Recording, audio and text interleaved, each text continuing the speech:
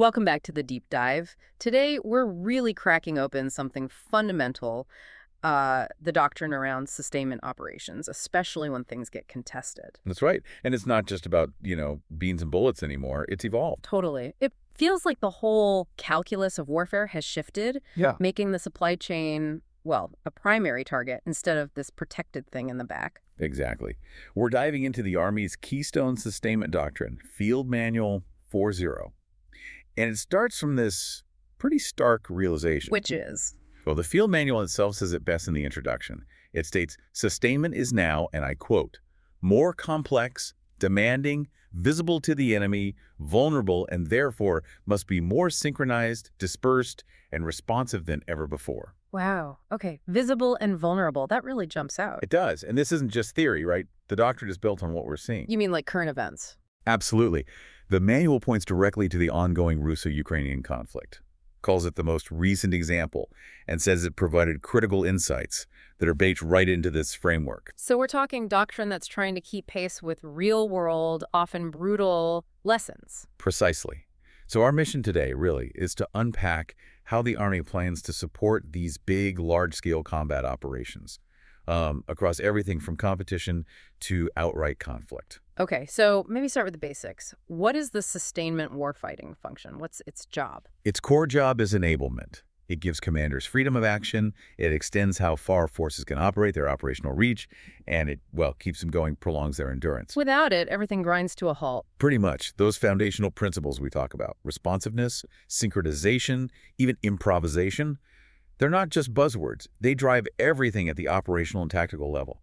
If sustainment fails, the operation fails. Which leads us straight back to that core threat, doesn't it? Contested logistics. What's the baseline assumption now for sustainment planners? The absolute baseline, and this is straight from Chapter 1 of Field Manual 4.0, is that sustainment forces have to plan and operate as if they are, quote, always under observation, in contact, and contested.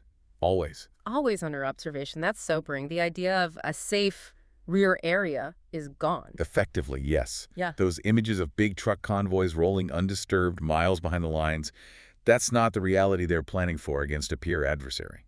So if the enemy can always see you, what are they using? What capabilities make the supply line so fragile now? It's a multi-pronged approach. Field Manual 4.0 really highlights three big areas. First, persistent visual surveillance. Meaning satellites and things. Satellites, high-altitude drones, you name it. Stuff that allows them to watch large areas, detect movement, see when and where logistics are massing almost anywhere. Okay, that's one. What else? Second is cyberspace capabilities, and this is sophisticated stuff. Not just hacking email, I assume. No, we're talking persistent probing of logistics networks, trying to disrupt command and control, interfering with the data flow that modern logistics relies on. Ah, so disrupting the information about the supplies, not just the supplies themselves. Exactly. And even generating disinformation, trying to confuse commanders about what's needed where, or creating false reports. It introduces friction and doubt into the system. Okay, surveillance, cyber. What's the third? The third is kind of the most kinetic, maybe.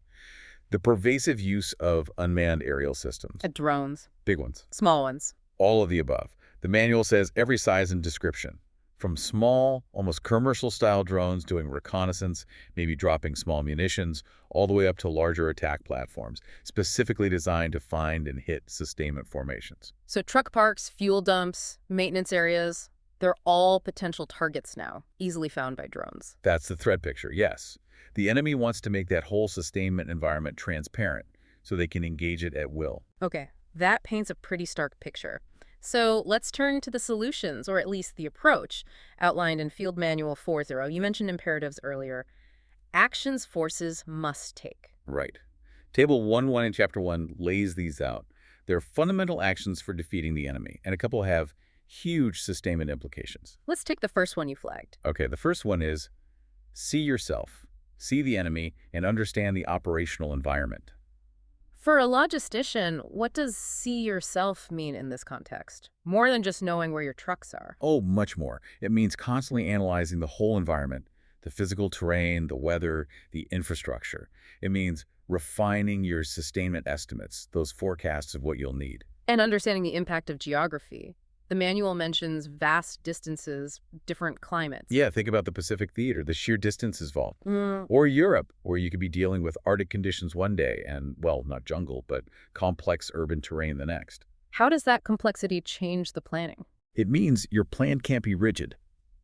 In the Arctic, for instance, fuel consumption skyrockets, batteries die faster, metal gets brittle. You need specialized lubricants, maybe heated shelters.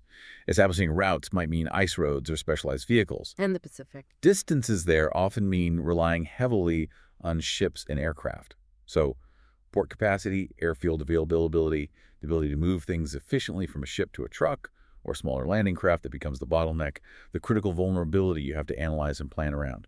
Weather, sea states, host nation port infrastructure, it all feeds into that understanding of the operational environment. Okay, that makes sense. What about the second key imperative? The second one flows directly from the threat.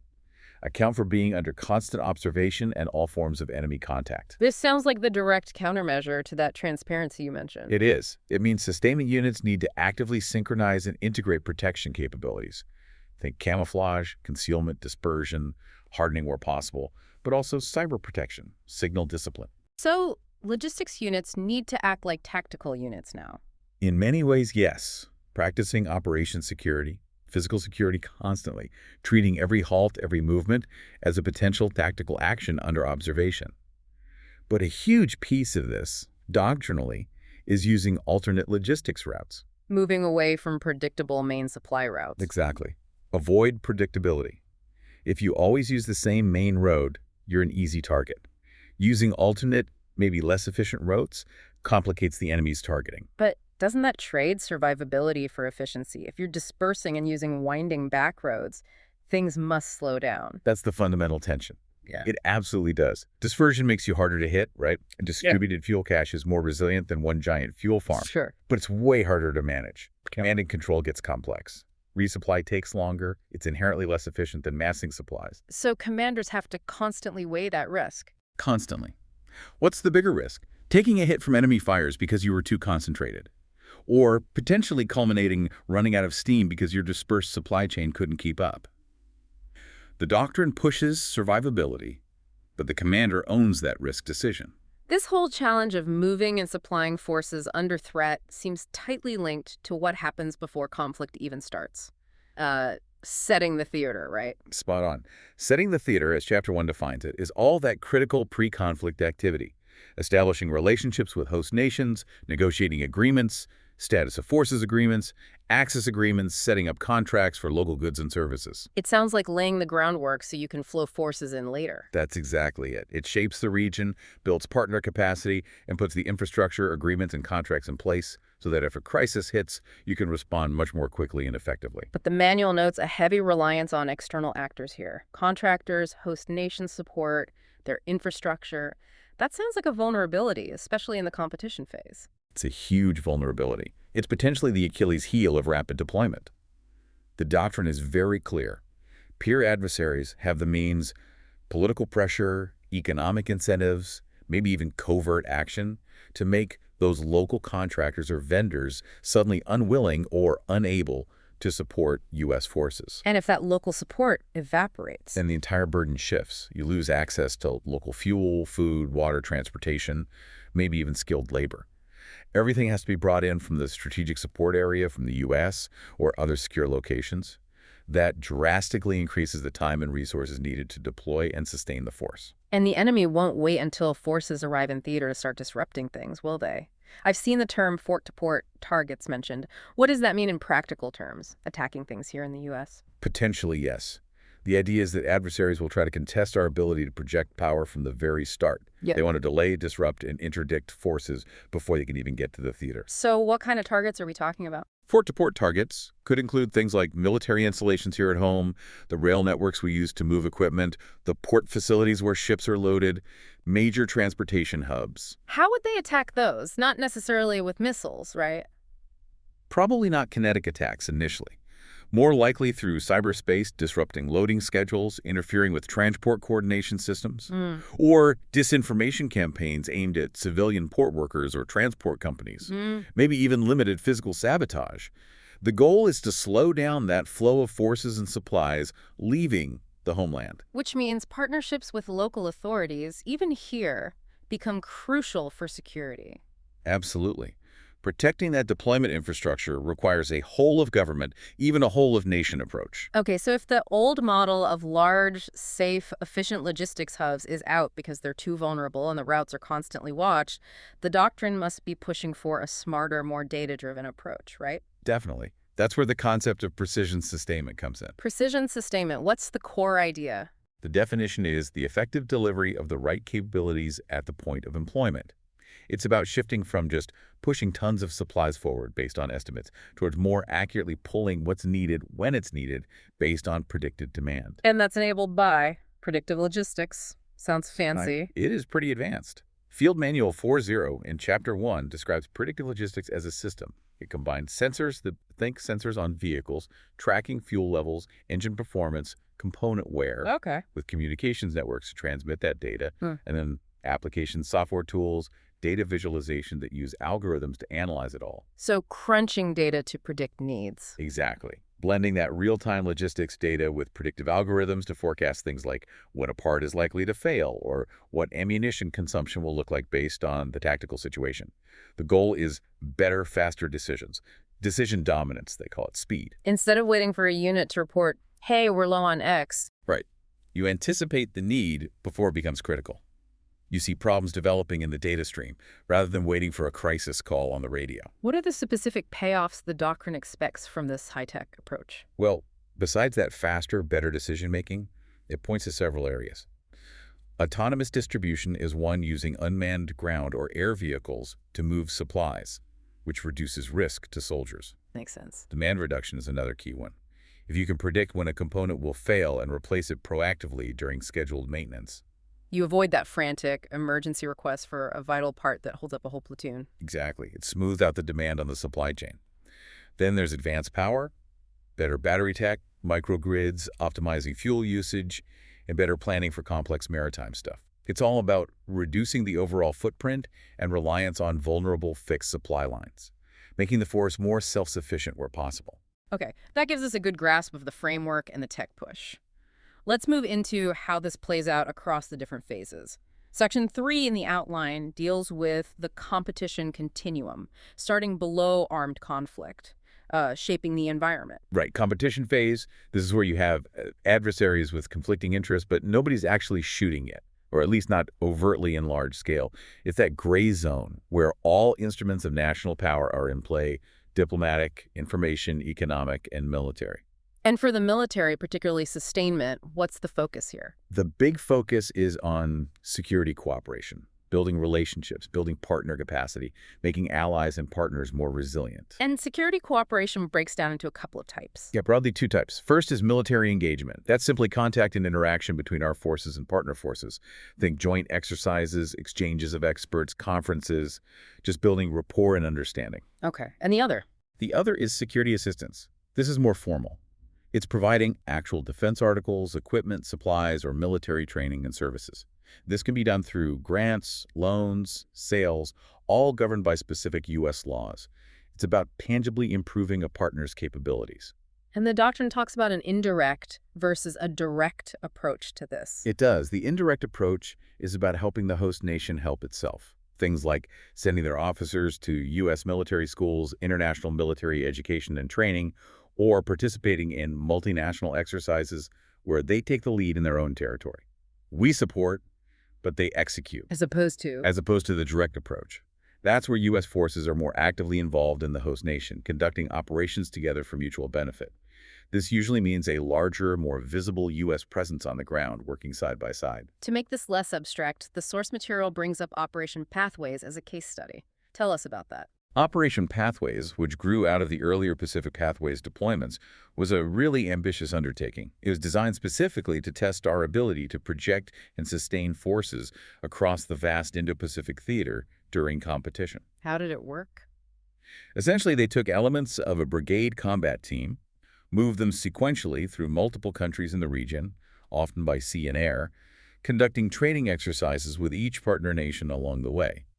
This required multiple instances of that whole reception, staging, onward movement, and integration RSOI process we talked about, in different countries under different conditions. Sounds like a logistical marathon. What were the big sustainment headaches or lessons learned from doing that repeatedly?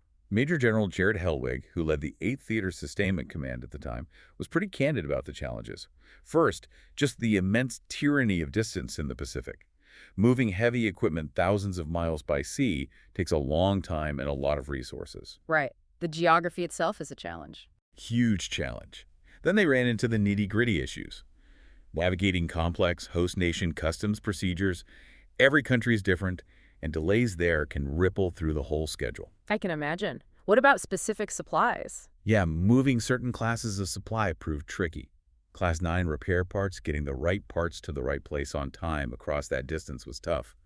And fuel, particularly aviation fuel, ensuring they had enough of the right type available where needed for helicopters and other aircraft. That required meticulous planning. So the exercise itself was almost more valuable for stressing the logistics system than just the tactical training. You could definitely argue that. Major General Hellwig basically said that. He's quoted saying Operation Pathways set conditions for the joint interior lines and to build out the architecture because we know if we don't rehearse it in competition, it will be very difficult to execute in crisis and conflict. Makes perfect sense. Rehearse it when it's hard, so it's maybe just really hard when it's critical. Something like that, yeah. The relationships built, the infrastructure surveyed, the procedures refined, the data collected, all that is invaluable if things escalate quickly. Which brings us to crisis operations. The situation heats up. How does the doctrine define a crisis?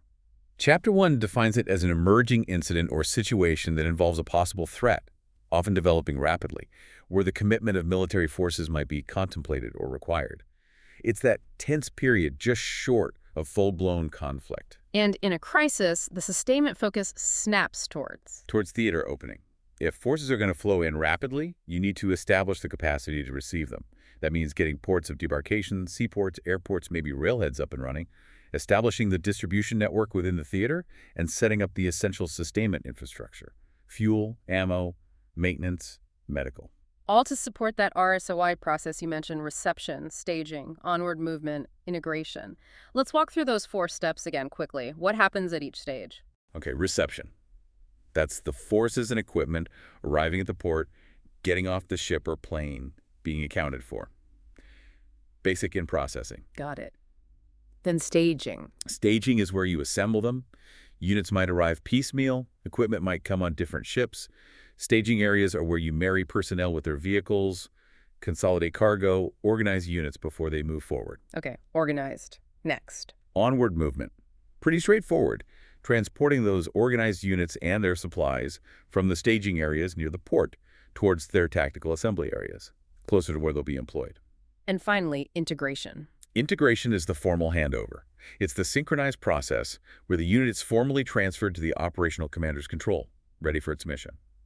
RSOI ensures that transition from strategic movement to tactical employment is smooth and orderly. Now, what if you need to open a theater where there isn't a nice modern port, austere environment, maybe damaged infrastructure? That's where specialized units come in. The doctrine points to the Transportation Brigade Expeditionary. What's their specialty? They provide the command and control for port opening units, terminal operations units, and crucially, Army watercraft units.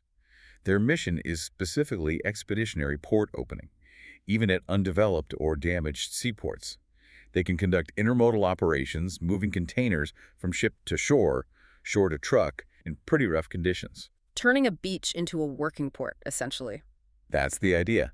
Often working alongside Army petroleum and water units to handle bulk fuel and water needs right there at the point of entry. As forces are arriving, especially if it's a forcible entry type situation, they need somewhere temporary to organize, right? That's the intermediate staging base? Exactly. The Intermediate Staging Base, or ISB, is a temporary location, often secured early in an operation, maybe in a nearby country, or a secured lodgment. And what's its purpose? Why not just go straight in? It serves a few key purposes, especially for forcible entry. First, it allows you to build up combat power relatively safely before committing it fully. Second, it's a place to conduct that vital intermodal transfer sorting cargo, moving it between different transport types. Third, you can use it to disaggregate forces, break them down for specific tasks, or aggregate them into larger formations. And you'd want more than one, presumably, for resilience. Ideally, yes. Planners need to look at using multiple ISBs or multiple points of entry to avoid creating one catastrophic point of failure if an ISB gets targeted or becomes unusable. During a crisis, time is critical. You can't spend weeks calculating logistics needs. Are there specific tools sustainers use for rapid estimates? Yes, the doctrine highlights several planning tools specifically for logistics estimation during crisis action planning. Chapter 4 mentions a few key ones. Like, There's the Operational Logistics Planner, or OPLGPLN. It uses standard Army-approved consumption rates to quickly generate estimates for different classes of supply based on the force structure and operational concept. so a quick forecast based on standard rates. Right. And then there's the Quick Logistics Estimation Tool, or QLEAT.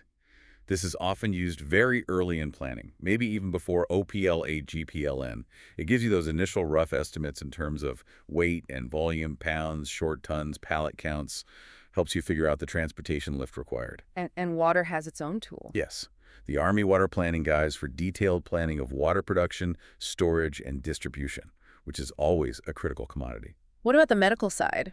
Estimating casualties and medical supply needs must be incredibly complex and time-sensitive. It absolutely is. And they have their own specialized suite of tools also mentioned in Chapter 4. Such as? A major one is the Joint Medical Planning Tool, or JMPT.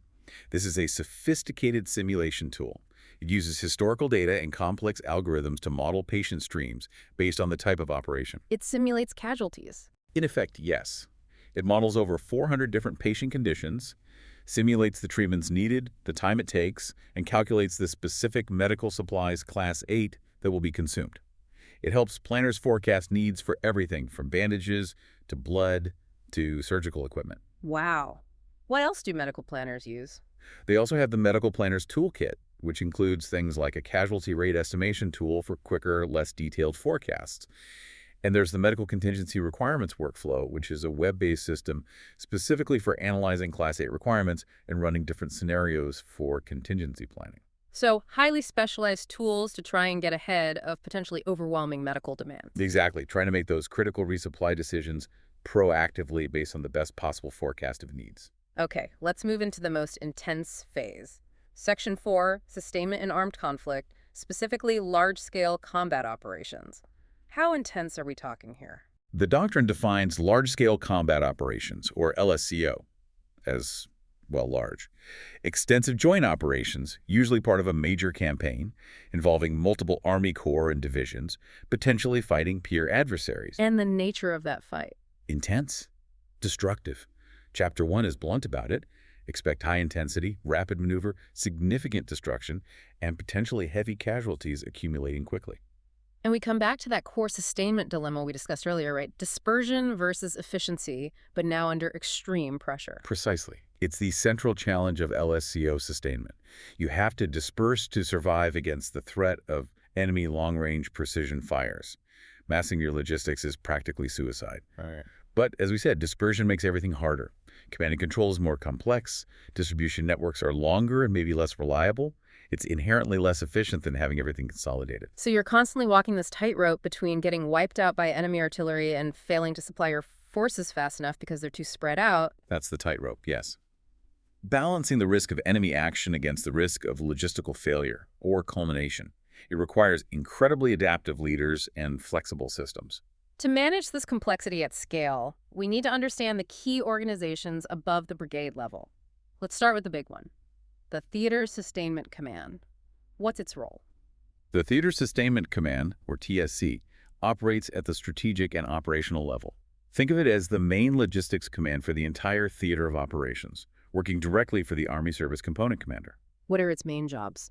Its primary mission is managing the overall sustainment requirements for the theater and overseeing the actual physical flow of forces, equipment, and supplies into and through the theater to meet the operational commander's needs. They connect the strategic providers back home with the forces operating forward. And the doctrine gives it specific operational responsibilities. Yes. Chapter 2 lays out 4 key ones. Theater opening, getting the ports and distribution network established. Theater distribution, managing that flow across the entire theater. Sustainment, overseeing the actual provision of supplies and services. And eventually, theater closing the orderly withdrawal or transition of forces and material. So they're the big picture managers for the whole theater. Right. They ensure the strategic pipeline flows effectively to support the operational plan. They also manage critical theater-level contracts and host nation support agreements. Okay, moving down an echelon, what about the Core Sustainment Command? How does its role differ? The Core Sustainment Command, or CSC, is focused on the core fight, while the TSC manages the whole theater. The CSC synchronizes and integrates all sustainment within a specific core area of operations during crisis, or LSCO. So more tactical or operational focus? Definitely more operational and tactical linkage. They're the vital connection between the divisions fighting under the core and the strategic level support coming from the TSC. They ensure the divisions have what they need to execute the core commander's plan. And its main responsibilities. In contingency operations, Chapter 4 gives it two primary operational responsibilities: setting the operational area for the core, establishing the logistics infrastructure within the core boundaries, and then sustaining the deployed forces operating within that area. They manage the flow from the core rear boundary forward to the divisions. Okay, let's drill down into specific types of operations. How does sustainment look different during defensive operations? The goal is clear, defeat the attack, set conditions to go on offense. But what does that mean for logisticians? Defensive preparations are incredibly resource-intensive. Chapter 5 points out some key planning considerations. Planners have to anticipate really high demand for certain supplies before the main attack hits. What kind of supplies are we talking about? Primarily, two classes jump out. Class 4, construction and barrier materials. Think concertina wire, sandbags, timber, concrete, everything needed to build strong defensive positions, obstacles, and fortifications. Makes sense. You need to build the defense. Right. And Class 5 ammunition. You need huge quantities pre-positioned and readily available to sustain the fight from those defensive positions once the enemy engages. Anything else specific to the defense? Yes. Transportation planning is critical, especially for retrograde operations. Retrograde meaning moving back. Why is that key in a defense? Because defenses aren't always static. You might need to conduct a mobile defense, or withdraw fighting vehicles, tanks, Bradleys that are damaged but repairable, or even move serviceable ones to new positions or away from an untenable area. That requires planning for heavy equipment transporters, or HETs, to be available to move those heavy assets quickly. Got it. And what about something basic, like water in a defensive fight, where units might be dug in for a while? Water is always critical. The planning guidance in Chapter 5 suggests that forward of the core rear boundary, in the main battle area, sustainers should primarily plan to distribute only bulk water. Bulk water meaning from tankers or purification systems. Exactly. Not bottled water. Bottled water usually relies heavily on contracted support for production and transport, and those contractors are unlikely to be willing or able to operate safely that far forward in LSCO. So bulk water distribution is the more reliable plan for forward troops. Bottled water might be feasible further back in the joint security area. Okay, that paints a picture of defensive sustainment. Now, flip it. Offensive operations. The goal is to advance, seize objectives. What's the big sustainment challenge here? Tempo, speed, depth. The critical challenge, as Chapter 5 warns, is avoiding culmination due to logistics. If sustainment can't keep up with rapidly advancing combat forces, the offense literally runs out of gas or ammo or parts. And that leads to a tactical pause. Exactly, an unwanted pause that gives the enemy time to recover, reposition, reinforce, and potentially counterattack. It negates the momentum you were trying to build and prevents you from consolidating your gains. So keeping the supply lines moving forward at pace with the offense is paramount. What supplies see the biggest spike during offensive ops? Fuel Class 3 bulk is usually number one. Fast-moving armored formations consume enormous amounts. And ammunition, Class 5, especially for artillery paving the way and aviation assets conducting deep attacks or reconnaissance, consumption rates can be significantly higher than in the defense. With offenses covering potentially large distances, what about the human dimension? Keeping track of people, handling casualties, getting replacements forward. That requires forward positioning of human resources assets. Things like theater gateway personnel, accountability teams need to be able to operate closer to the forward line, maybe co-located with Role 3 hospitals, to manage casualty tracking efficiently and process replacements moving up to units spread across that deeper battlefield. And equipment breakdowns must skyrocket with high-tempo operations too. Maintenance. Maintenance becomes absolutely critical. Field maintenance units need to be positioned and equipped to rapidly repair or, if necessary, evacuate damaged equipment again, think tanks or other key combat systems to keep the commander's required combat power available. This demands really tight plan coordination between the maintenance units doing the fixing and the transportation units needed to move damaged or repaired vehicles. Okay, let's shift environments now. Section 5 looks at specialized settings, starting with the maritime environment. Fighting across water brings unique hurdles. It really does. Chapter 6 lays out the challenges clearly. You're dealing with inherently extended lines of communication just because of the distances over water. The tyranny of distance again, but on water. Right. Plus, the unique vulnerabilities of maritime transport, things like enemy submarines, naval mines, anti-ship missiles, coastal defense systems. Adversaries will specifically target those sea lines of communication with anti-access and area denial strategies. So if established ports are destroyed, denied, or just don't exist where you need them, how does the Army get supplies ashore or move between islands? This is where Army watercraft become essential. The doctrine mentions specific types, like the Landing Craft Utility, LCU, and the newer Maneuver Support Vessel, LIGHT, MSCL. Army boats. Yep, the Army has its own fleet. These vessels are critical for moving personnel and cargo between land masses, especially in island chains, or from larger ships offshore directly onto an austere port or even a bare beach. They enable logistics over the shore, or LOTS operations. So they provide flexibility when traditional ports aren't an option. Exactly. They give the commander options for projecting and sustaining forces even in contested maritime environments where fixed infrastructure is unavailable or too dangerous to use. What about the medical side in a maritime environment? Limited land, maybe on small islands, must create problems for setting up hospitals. It's a significant challenge. Scarcity of suitable land can definitely limit where you can place medical treatment facilities, or MTFs, potentially increasing the distance from the casualties. And getting supplies to them. Medical resupply, especially for Class 8, might require very close coordination with the Navy, using their ships or platforms. And medical regulating, managing the flow of patients, becomes more complex. How do you evacuate casualties if the hospital isn't nearby? The doctrine mentions that even a Role 2 facility, which provides more advanced care than frontline medics, but isn't a full hospital, might have to set up something like a beachfront ambulance exchange point. Meaning ambulances bring casualties to the water's edge where they're transferred onto a landing craft or maybe an aeromedical evacuation helicopter waiting just offshore to be taken to a hospital ship or a larger facility further away.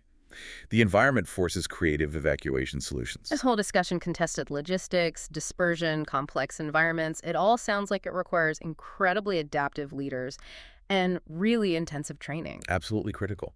Chapter 7 hammers home the importance of training, especially the principle of train as you fight. What does that mean for sustainment units specifically?